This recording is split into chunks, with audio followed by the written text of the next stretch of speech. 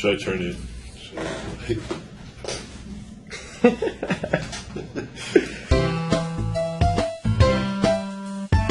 What's up, guys? So I decided I want to try to do a thing regularly, and one of the things is like give out advice and also help you guys with understanding kind of study patterns that I may use or work towards to get stuff done. And so the kinds of things you guys will need to follow along with these things, these YouTube videos I'm going to be starting doing. I'll be doing this every video, but this video specifically, you'll need a sketchbook, any kind of sketchbook, a pencil, any kind of pencil, a small Sharpie pen or something similar to that. Something that basically has some thickness to it, and then a big Sharpie pen. And that's pretty much it. You just need like pencil, pens, and that's it. And then I carry like extra couple pieces of paper, because what I usually do is I'll put it underneath like a sketchbook. Or if you only have sheets of paper, obviously, you can just double down.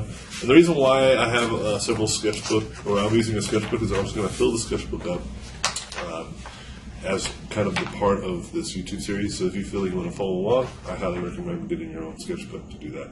And then the book that we're going to be studying from today, and it depends on how far I get through this, but what I'm going to be doing is I'm going to go through books, and I'm going to be studying from them. This one is the Mega Man Official Complete Works. It's pretty much all of the Mega Mans. And so I'm going to go through this later. But the way that I'm going to do these videos, the first part of this video is I'm going to be showing you guys some things that you guys can do as just exercises / warm-ups to help you get better at your draftsmanship. And I'll be coming up with things that you guys can be doing periodically. So we'll just go ahead and switch over to that right now. Yeah. Can I hear it? I can. You're right. So you can see here I have my paper underneath. And this is something that I have my students do. This is not something that I've invented. This is clearly a thing that you can get from a lot of different types of drawing books or art books, or if you go to any kind of formal educated area. Basically draw circles and lines and stuff like that. So let me just go ahead and show you. And this might be a little weird for me just because I have John over my shoulders with the camera.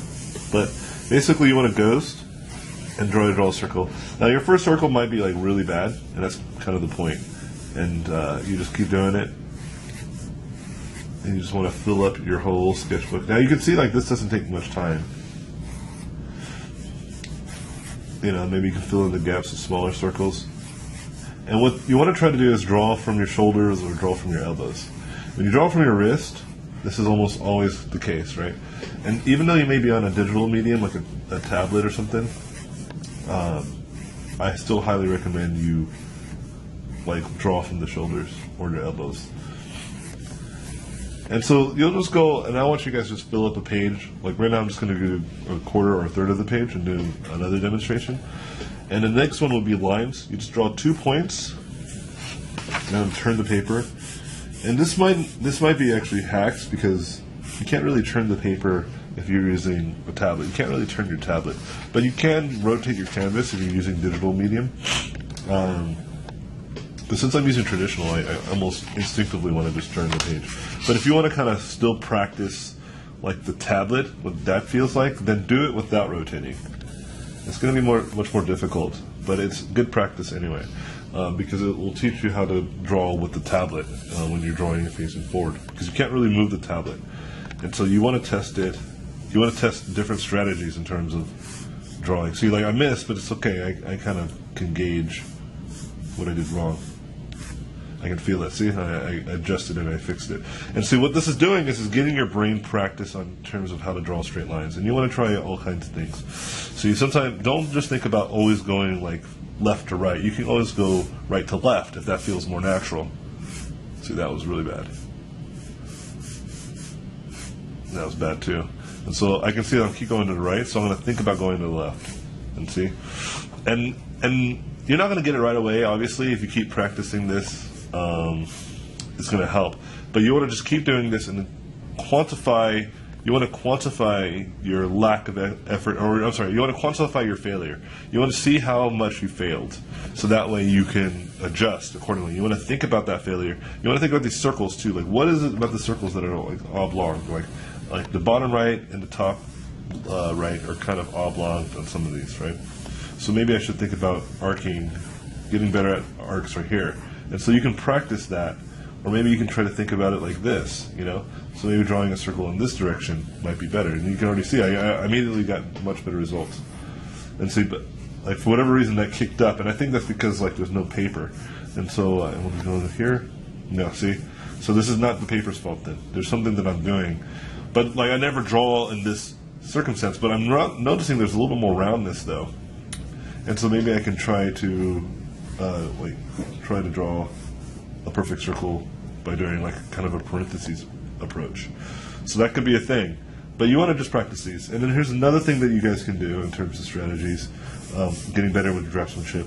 You want to try to draw an arc. You make 3 points and then you draw an arc. Again, these are things I've learned from like watching Scott Robertson videos and stuff like that. And these ones are always hard for me. And you want to ghost. Ghosting is a good practice. But sometimes you can't ghost with Photoshop because it's hard to tell kind of your hand-eye coordination, what's going on. Whoops. There you go. Don't you laugh, John.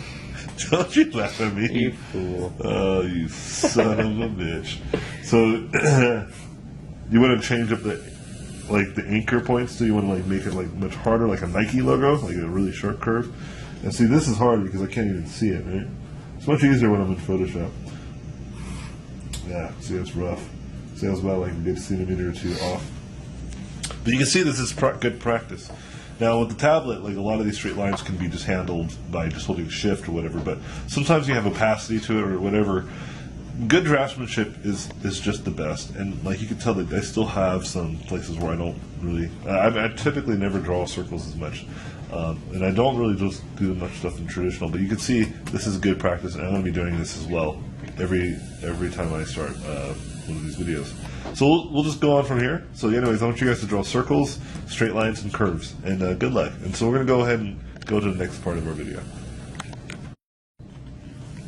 Alright, so the Mega Man book. Now, just for the sake of you guys' peripheral vision, because you guys won't be able to see if I move it normally where I would have it like kind of mounted on top, whatever.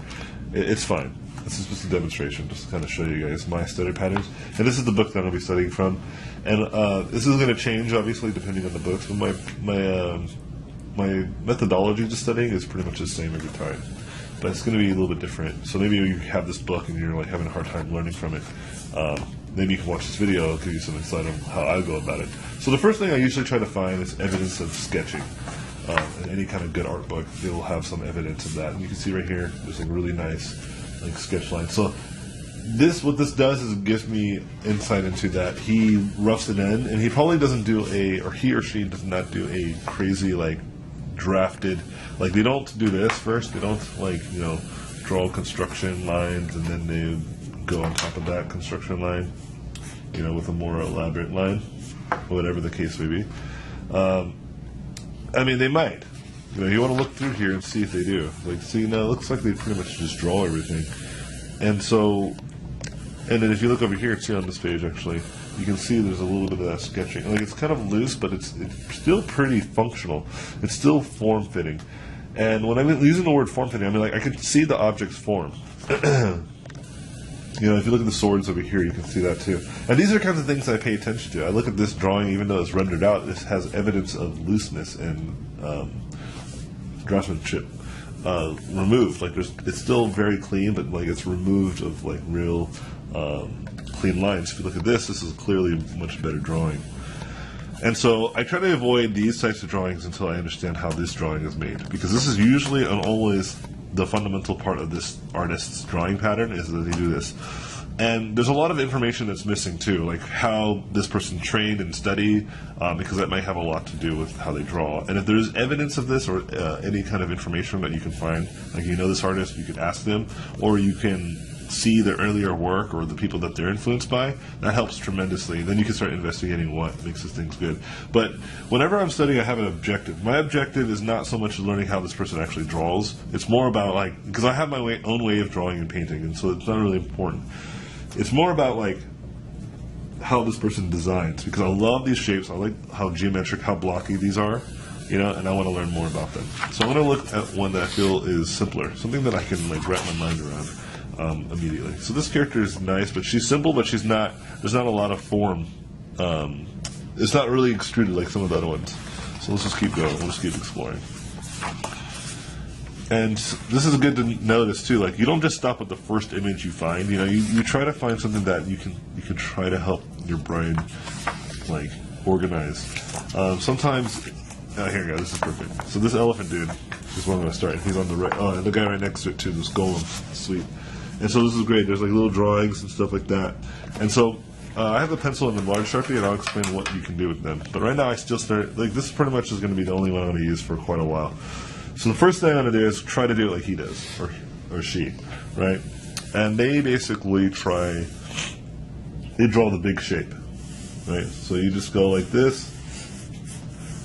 And I think keeping it minimal in terms of lines is useful so that they can allow them to cut in without it looking like they're doing a lot of drawing.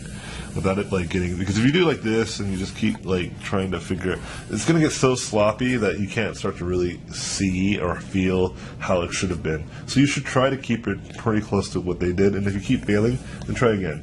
It's important that you keep trying again, because what you're doing is if you fail and you keep continuing, you're going to build a bad habit. You don't want to build a bad habit. You want to build a good one. You don't want bad habits. And so you want to do this, you look at this, you see how he does it, you want to try to mimic that. Okay? You're getting a little bit of insight into how they draw. And so the next thing I'm going to do is try to draw that ellipse for the arm. And again, I'm not trying to be accurate, I'm just trying to understand how this person might have been thinking. Okay, so I already see something that I made a mistake in. Like, it would have been smarter for me to draw the other shape before I drew that shape inside. Okay? So I'm going to go ahead and start again.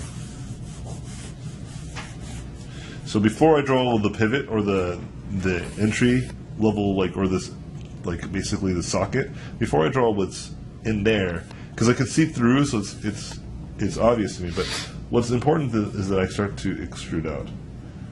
And this is probably how this artist did too. Maybe not. I don't know 100%. And so I'm drawing this curve too to represent kind of like, because it's hard to represent this kind of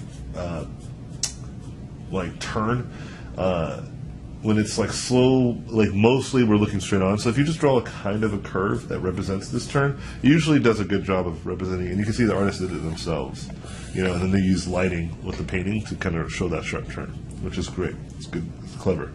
And so you can see, like, when I'm studying, I'm like thinking about all of this. And I think that's the number one problem that people run into, is that they're not thinking.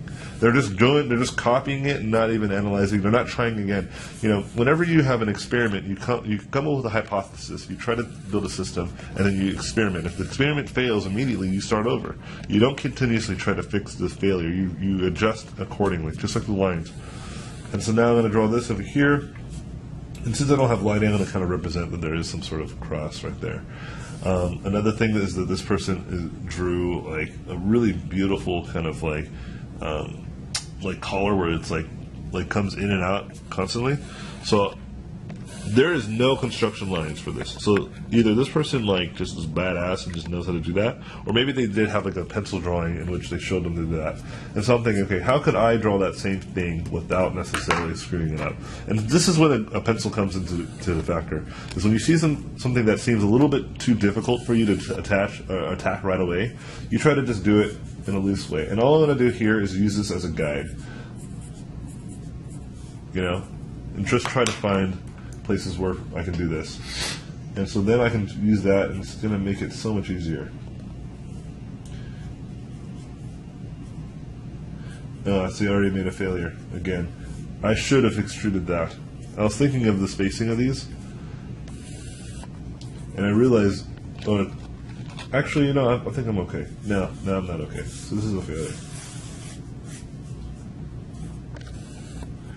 And here's the beautiful thing about starting over and drawing again. You just get better at it. You start to understand this one drawing that much more. Instead of copying it once, you're copying parts of it several times. And I realized maybe he did draw it freehand, because now that I think about it, freehand would be a lot easier.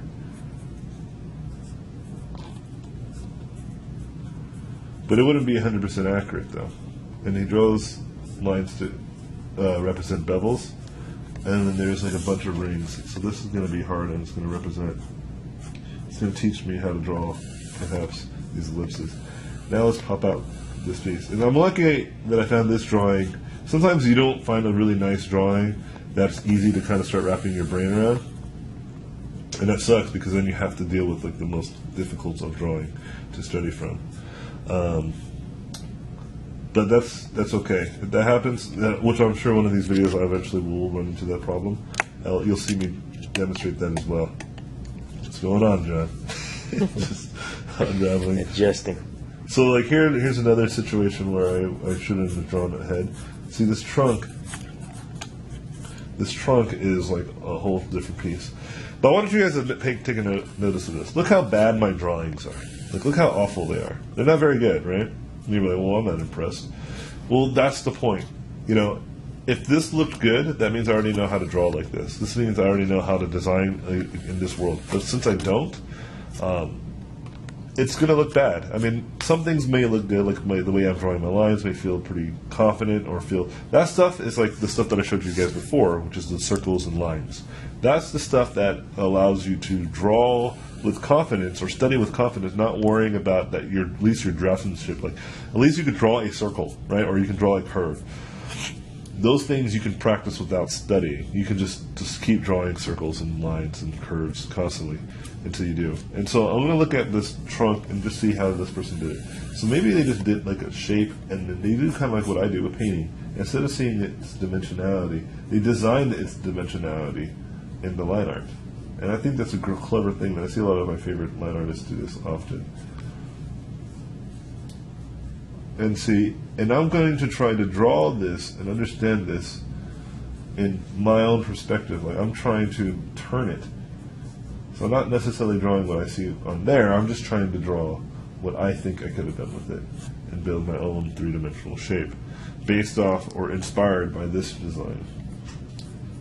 You know, I'm not trying to mimic anymore, I'm trying to understand. And sometimes understanding doesn't require you to full-on draw exactly what you see, but try to draw it in a different perspective. Like, try now to draw, like, see how it's moving around and stuff up here? I'm going to try to draw mine, like, doing the same thing. It's going to come up and over. Right? I'm going to draw kind of a shape that I think it could represent. And now try to draw from here. And this is going to be quite difficult, but I think you could do it. And if this is not easy to you, then you need to start over, right? You need to reevaluate why it's not easy. But this is okay. Like I said, it's not as difficult, or at least it may not appear as difficult for me, because I have some sense of three-dimensional shape. And I realize to really sell this whole shape, this shape needs to look like this. Okay? And so, like I said, pencils are good to help you gauge little things. Now, why do I use the Big Sharpie? The Big Sharpie is like, if you are really having a hard time of like doing the sketchy stuff, use the Big Sharpie, because it will force you, it will absolutely force you to think about the shapes. Okay? So now if I would want to just draw the shape of this helmet, instead of drawing it, I have to just make a shape, right? I can't really draw. This is just too big. And so you end up making the shape of like this head.